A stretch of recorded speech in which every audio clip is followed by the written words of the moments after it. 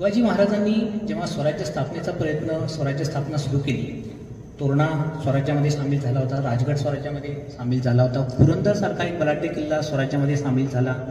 त्यावेळी मग आदिलशाहीने शिवाजी महाराजांच्या कामाला जरा सिरियसली घ्यायला सुरुवात केली।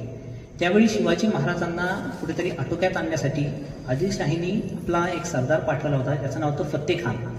या फत्ते खानाचा पुरंदरच्या जवळ असणाऱ्या बेलसर या ठिकाणी फत्ते खानाची छावणी पडली होती आणि ह्या ठिकाणी शिवाजी महाराजांचं सैन्य आणि फत्तेखानाचं म्हणजे आदिलशाहीचं सैन्य यांच्यामध्ये पहिली म्हणजे स्वराज्याची पहिली मोठी लढाई म्हणून आपण या बेलसरच्या पुरंदरच्या पायथ्याला झालेल्या बेलसरच्या युद्धाकडे आपण बघू शकतो। या बेलसरच्या युद्धामध्ये गोदाजी जगताप हे शिवाजी महाराजांच्या सोबत होते। या फत्तेखानाकडे मोसेखान नावाचा देखील एक बलाढ्य सरदार होता आणि मोसेखान आणि गोदाजी जगताप हे दोघे एकमेकांच्या समोरासमोर आले आणि ह्या युद्धामध्ये गोदाजी जगताप यांनी मोसेखानाला तलवारीने फाडून मारून टाकला होता आणि त्यामुळं हे जे युद्ध होतं ते शिवाजी महाराजांचं सैन्य हे युद्ध जिंकू शकले, कारण या गोदाजी जगतापांच्या पराक्रमामुळं। त्याच्यानंतर गोदाजी जगतापांचं नाव बऱ्याच वर्षांनी येतं शिवाजी महाराजांच्या मृत्यूनंतर।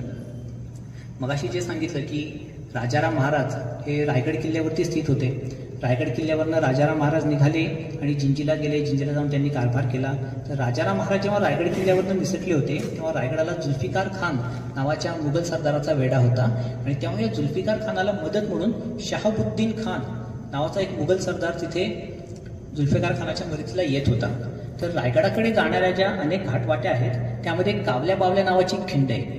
आता खिंड म्हणजे तुम्हाला माहिती असेल की दोन डोंगरांच्या मधनं जाणारा एक चिंचोळा मार्ग आहे। एकावेळी फार होतं 4-5 किंवा फक्त कमी जरी हजारो संख्या असतील तर एकावेळी फक्त लिमिटेड लोक तिथं जाऊ शकतात। अशी कावल्या बावल्याची खिंड रायगड किल्ल्याच्या जवळ आहे आणि या कावल्या बावल्याच्या खिंडीमध्ये गोदाजी जगताप, जिवाजी सरकले अशी एकूण फक्त 9 जण होते आणि या 9 जणांनी या हजारो जणांना थोपवून ठेवलं होतं। त्याच्यामुळं या जुल्फिकार खानाला शहाबुद्दीन खानाची मदत पोहोचू शकली नाही। त्यामुळं खिंड लढवणे, खिंडीमध्ये गाठणे खऱ्या अर्थाने गोदाजी जगतापांनी करून दाखवलं होतं की तिथल्या भौगोलिक परिस्थितीचा वापर करून केवळ 9 जणांनी त्या हजारो जणांना तिथं थोपवून ठेवलं होतं आणि त्याच्यामुळं जुल्फिकार खानाला योग्य ती मदत योग्य वेळी मिळू शकली नाही आणि राजाराम महाराजांना रायगडावरून निसटून जाण्याचा त्याला अतिशय उत्तम असा मार्ग त्यांचा मोकळा झाला। तर मित्रांनो, आपल्या या सासवड जे गाव आहे आपल्या पुणे जिल्ह्यामध्येच, या सासवड गावामध्ये जी कऱ्हा नदी वाहते, कऱ्हा आणि चंबळी या 2 नद्यांचा संगम सासवड गावामध्ये आहे आणि ह्या संगमावरती संगमेश्वर नावाचं शंकराचं मंदिर आहे आणि या संगमेश्वर मंदिराच्या जवळच गोदाजी जगताप यांचं समाधी स्मारक आहे। ते देखील तुम्ही जेव्हा सासवडला जाल तेव्हा त्याचं अवश्य दर्शन घ्या।